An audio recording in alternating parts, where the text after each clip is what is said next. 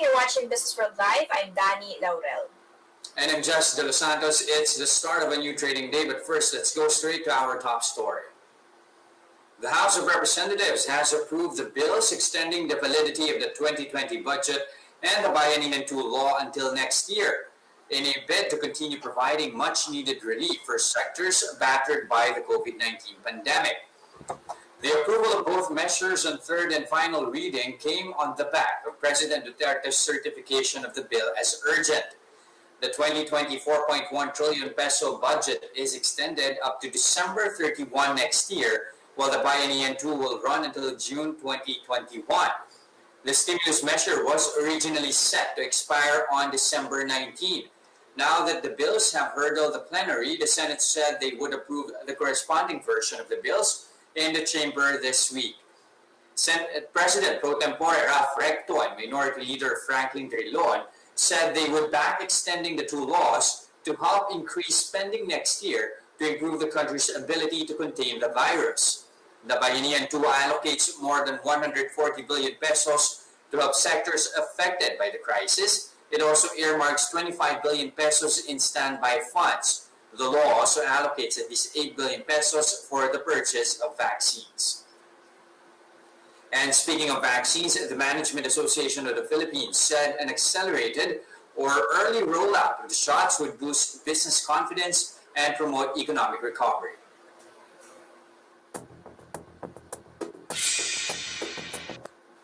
All right, Dan, Christmas on its way, and it's looking like that Santa rally is underway, and the biggest Christmas gift is a vaccine. Give us an update on the virus front.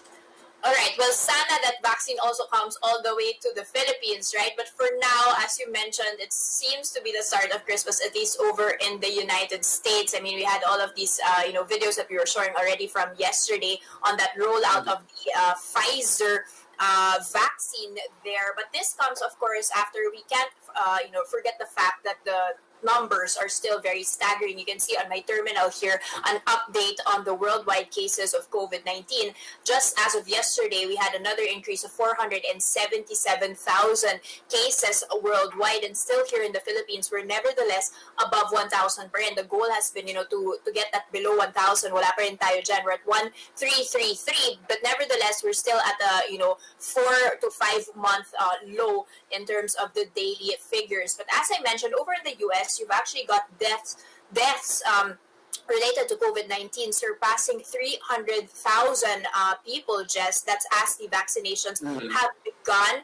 And those first COVID-19 vaccine shots were administered to people, first of all, in New York. So the first one to get it was Nurse Sandra Lindsay. She got the first shot in New York. Meanwhile, you've also got European governments, aligning with the vaccine timing there. But meanwhile, especially since it's Christmas time, they are tightening restrictions. So London will be placed under England's toughest coronavirus restrictions. That's from Wednesday. The Dutch government as well. Ireland, more curbs after it had eased already. And Germany, another hard lockdown on Wednesday. Another one that's going to be very interesting to watch out for, because it might be the first one to be vaccinating here in Southeast Asia, is Singapore. They have now approved Pfizer's and BioNTech's vaccine, and they expect the first shipment by the end of the month, when it also plans to ease some curbs. So again, just to track this, 72.6 million global cases, Jess, of COVID-19 as of today.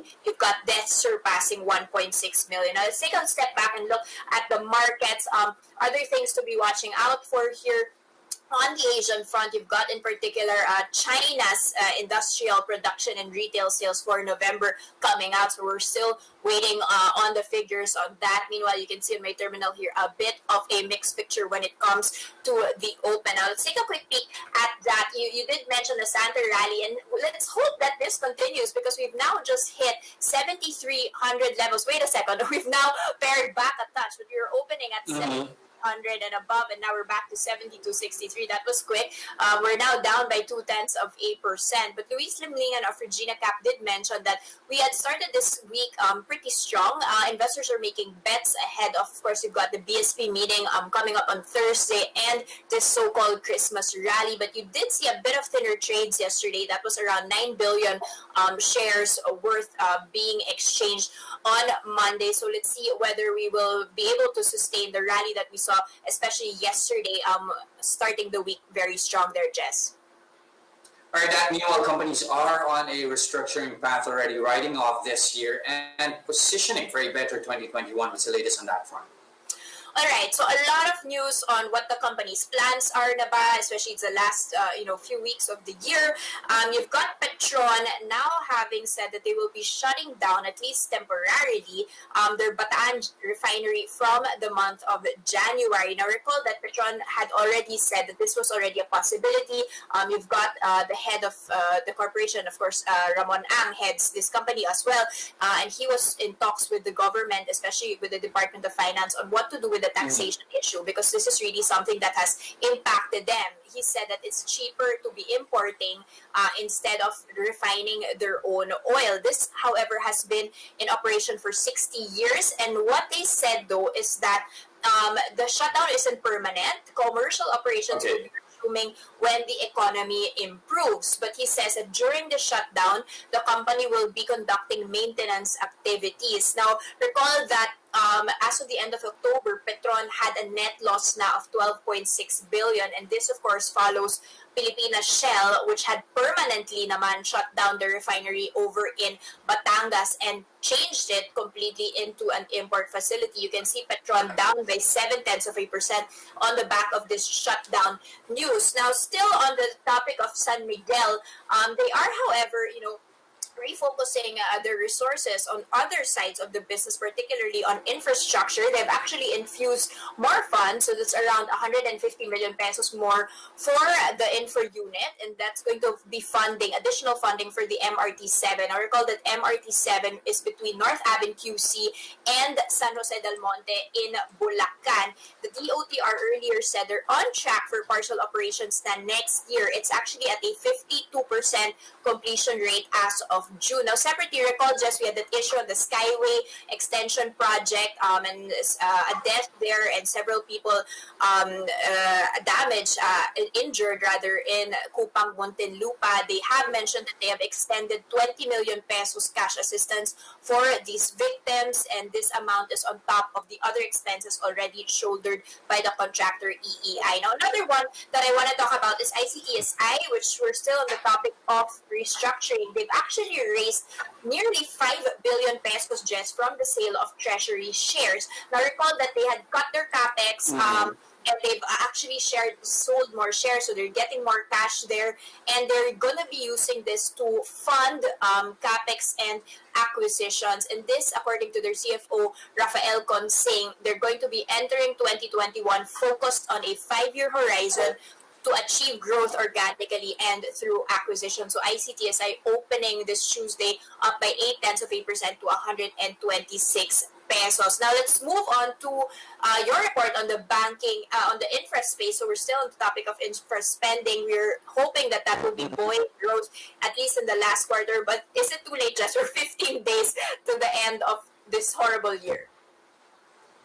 All right, well, I don't want to be the bearer of bad news, but the thing is they have a lot of catching up to do in order for them to actually hit their spending target for 2020. Now, according to DBM spokesperson, Assistant Secretary Rolando Tolentino, they are quite bullish. They're quite optimistic, that they are going to hit that target for the year. That is, of course,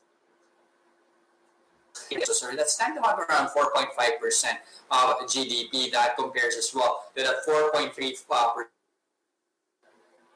in July. Of course, the bulk of that infrastructure spending will actually come from the DPWH and the Department of Transportation. But like what I mentioned earlier, they have ways to go in order to hit that target, as it is back in the month of infrastructure spending was only at 57.1 billion pesos. That is down by 30.6% year on year. Now also cumulatively, if you try to take a look at how we fared in terms of infrastructure spending 10 months to October, we're only at 508.5 billion pesos. That is down by 18.4% year on year. But according to ASEC Toledo, he says that tally only accounted for the national government's total spending and does not include actually disbursements from the local government and state-owned firms. So he's saying, those outputs from the local governments and state-owned firms are going to be substantial. But looking at capital outlays with those factored in, it only tallies to around 663.2 billion pesos, or around 80% of the 825 billion target. So meaning November's already done, the government should have at least spent around 50 billion pesos and then another 50 billion pesos this month to actually come close to hitting that 825 billion peso target now. Okay, Jess, now speaking of infra, medyo malayo pa to go before we actually meet those spending targets, but you've got one in particular that might be happening very soon. We might be able to walk along EDSA now, and ADB is chipping in with that. How much are they shelling out to make that happen? Okay, a more walkable EDSA, hopefully that comes to fruition, but this time around you have the ADB at least making their part in order to make that happen. That is to the tune of 123 million US dollar loan here, or around 5.9 billion pesos. That is going to form part of the 8.5 billion peso funding for the EDSA Greenways projects. And just to give you an idea, that's going to be a 5-kilometer covered walkway connected to mass transit stations along EDSA. So it's going to link stations in Balintawak, in Cubao, in Guadalupe, and in Taft rather. That's going to it's going to be part of the government's 100 flagship infrastructure projects for the remainder of President Duterte's term. Now, another 15 million US dollars, or 721 million pesos, will come from the ASEAN Catalytic Green Finance Facility. The remainder, which is around $41.3 million, or 1.99 billion pesos, will actually come from the national government. That is, of course, will be allocated for the payment of taxes and right-of-way payments. Just to give you an idea, that EDSA Walkway actually features a 5-meter walk path here. It will also include elevators and monitoring systems, especially for the elderly, the pregnant, the children, and persons with disabilities. It will also come with technology for cantilever overhead walkways. Now, that is, of course, expected to commence or to start construction by January next year. As early as that, they are expecting partial operations to actually start by December 2021. They are expecting full operations in Balintawak and in Guadalupe by the third quarter of 2022. And then come 2023, at least in the first quarter, they are expecting full operations as well in Cubao and in Taft. The hope, of course, is that it will reduce the use of private cars and promote a shift to mass transportation. And not only that, of course, when you talk about infrastructure projects, the hope is that it is going to have a multiplier effect. It's going to create more jobs. At the same time, they are in fact expecting 3 billion pesos to actually be spent on local raw materials. Okay, Jess, so from bike lanes in EDSA to walkways, hopefully coming in by next year. We'll have more on the news when Business World Live returns. Stay with us.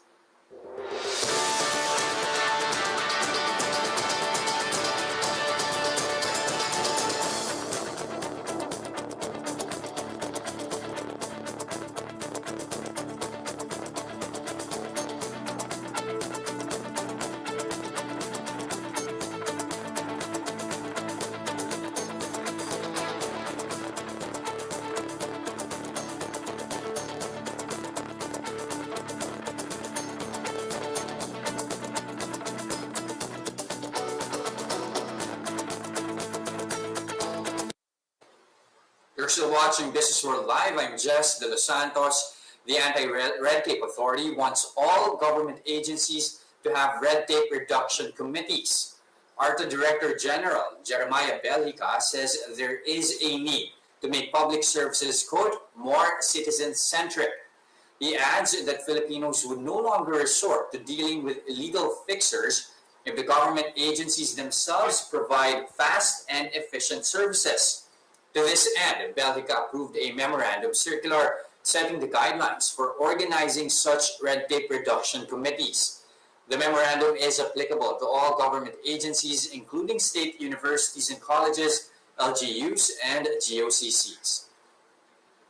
These committees will be mandated to identify, implement, and review policies and processes to ensure that their host agency complies with the requirements of the Ease of Doing Business law. Now, the Bangko Sentral will now allow non-stock savings and loan associations to include accrued interest on some loans in their 2020 net profit. This is seen to as a way extend relief to the industry during the pandemic by allowing higher income distribution to members. To be eligible, the Board of Trustees of an NSSLA should submit a certification of accuracy and integrity of income recognition, which will be verified by the BSP in their next on-site examination. Note that availing the measure will only be allowed if the distribution of accrued interest income will not result in insufficiency of funds, borrowing to finance the net income distribution, restricted lending activities, and other liquidity issues. The Philippine Competition Commission and its counterpart in Hong Kong signed a collaboration deal that's to enhance each other's competition law enforcement capacity. The tie-up between the PCC and the Hong Kong Competition Commission will cover staff exchanges, research collaboration, capacity building exercises, and other forms of technical cooperation. Now, under their memorandum of agreement, the two parties also have to notify each other of anti-competitive cases of mutual interest. PCC Chairman Arsenio Balicasan said international cooperation is most critical now as more transactions are turning borderless or going digital. Though the two agencies have collaborated before, HKCC Chairman Samuel Chan said the two parties both recognize the considerable benefits of further strengthening and actually formalizing that partnership.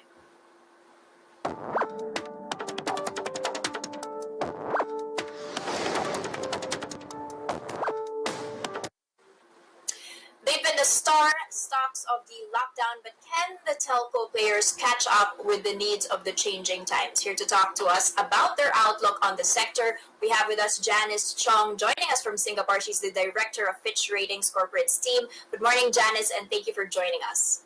Good morning. Janice, let's kick off on a general overview and outlook on your side on the telco landscape. Where are we? Even our own President Duterte said that the telco players are not doing enough. But have you seen at least an acceleration in improvements during this pandemic? Yes, I mean, we have a stable outlook on the Philippines telecom sector, and that's really on the back of quite stable leverage that we're seeing from 2020 to 2021. But having said that, we are also expecting CAPEX or capital expenditure to peak in 2021 on the basis of, number one, the pent-up demand in home broadband services as data consumption shifts towards online connectivity, and number two, the regulatory push for more competition, for improvements in data services, and lastly, there's been a delay in terms of CAPEX or capital expenditure rollout in the first half of this year due to the pandemic restrictions, and that is going to result in some catch-up in the coming quarters. Is this CAPEX plan good enough for you? Can this be funded without affecting their credit ratings, for example? Look, the Philippines telecom sector CAPEX, I mean, from the year of 2017 right up to the year of 2019, we've seen CAPEX or capital expenditure increasing at a CAGR of 33% on an annual basis, and that's really large. And on a yearly basis, we have seen that increasing. And in fact, next year is going to peak in 2021 because, as you know, that the Philippines, in terms of mobile quality of mobile coverage is lagging behind neighboring countries. And it's only in this year we are seeing some improvements, and it is actually catching up with countries like Indonesia, yet it is still far behind countries like Thailand. Just to follow up on, go ahead, Jess. Go ahead, Dan. Do your follow-up. Okay, I just wanted to follow up on that, Janice. Why do you think that the Philippines has lagged behind in terms of spending for this? Is it because we have too few players in the market compared to our ASEAN counterparts? Why did it take so long? Why did it take the pandemic for us to realize such a catch-up? I think in the Philippine sector in particular is a duopoly market.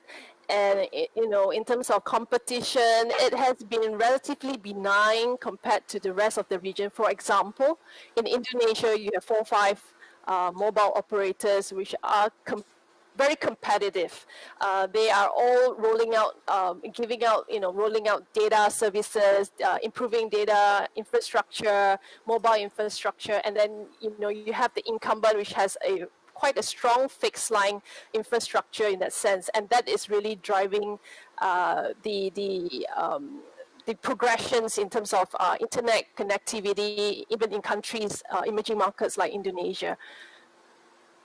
All right. Well, while you're already on the topic of competition here, how much of a game changer will the entry of Dito Telco be when it comes to the competitive landscape for telcos here in the Philippines? And when you talk about Dito, one of the primary concerns, in fact, some lawmakers here in the country have already raised this. There are still security issues when it comes to Dito, especially considering that they have links to Chinese companies. So how much of a game changer will their entry be?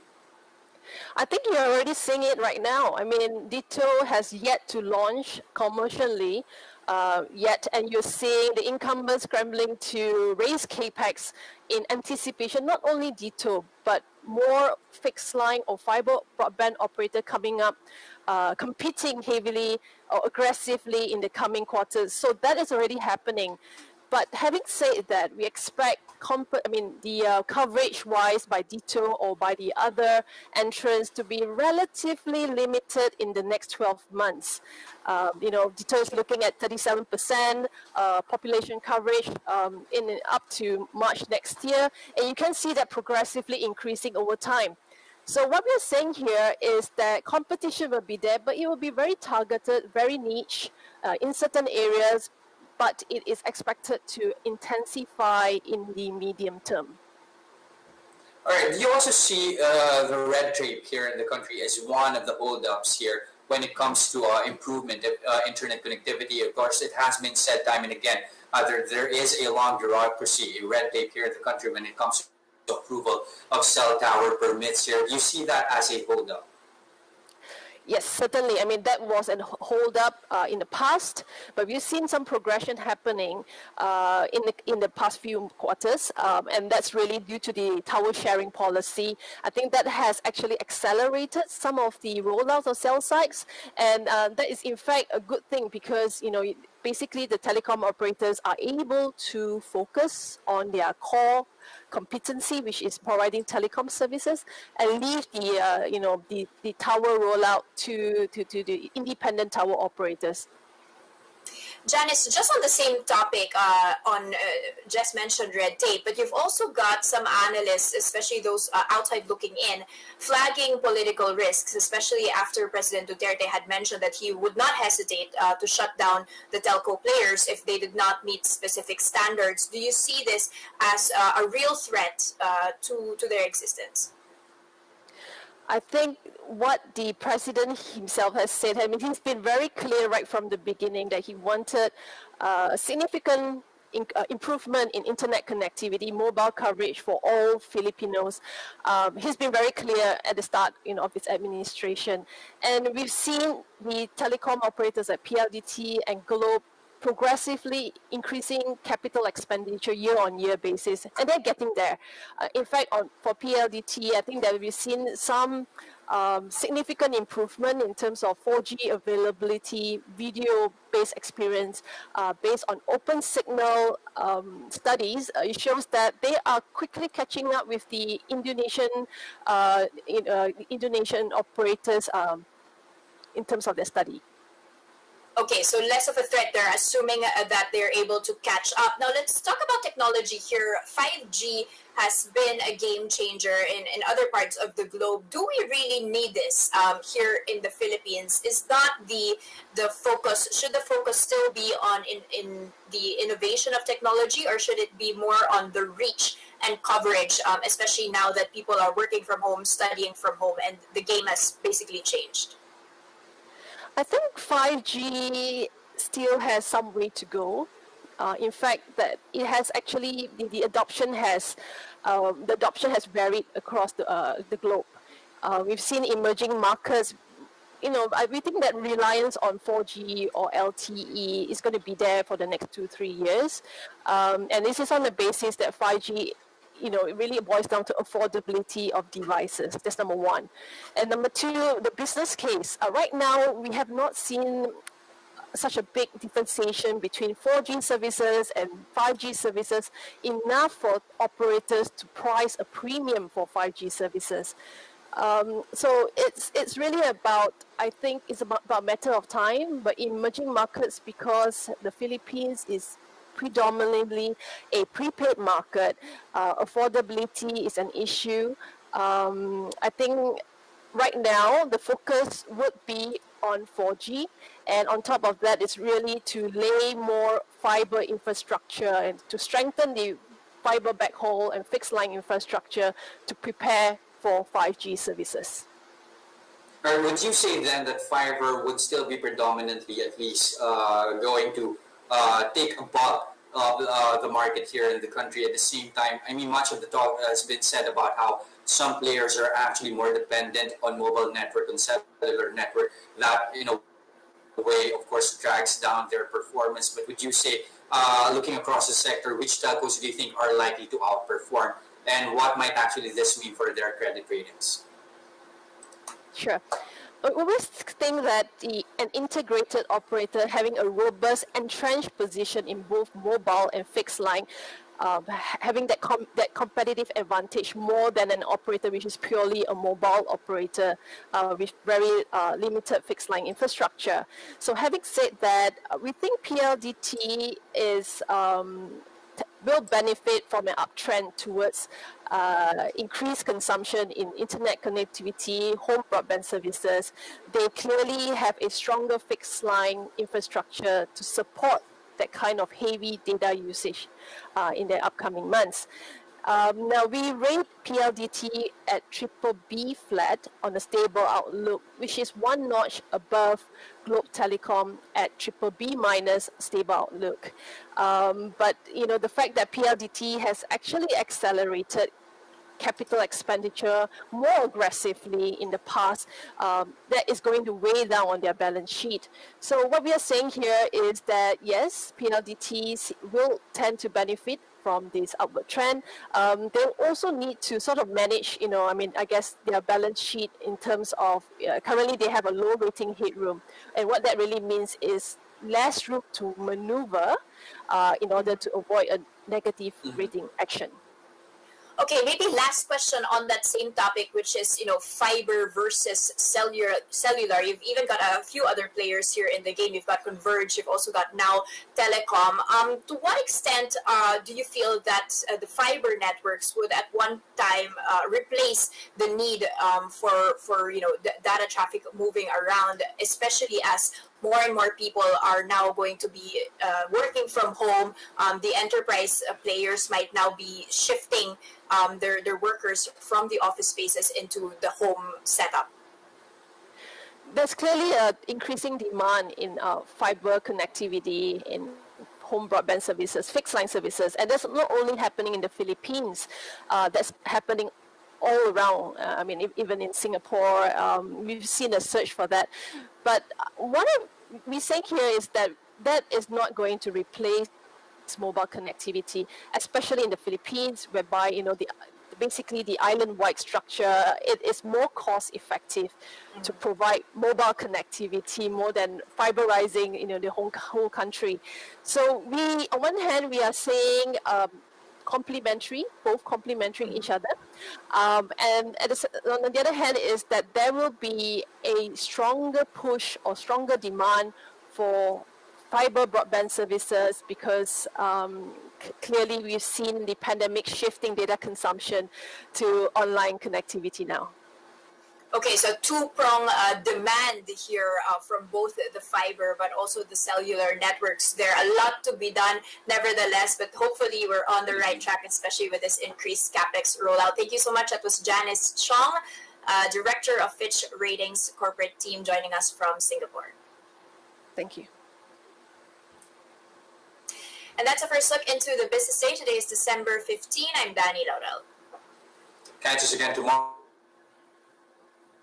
30 a.m. I'm Jess. we are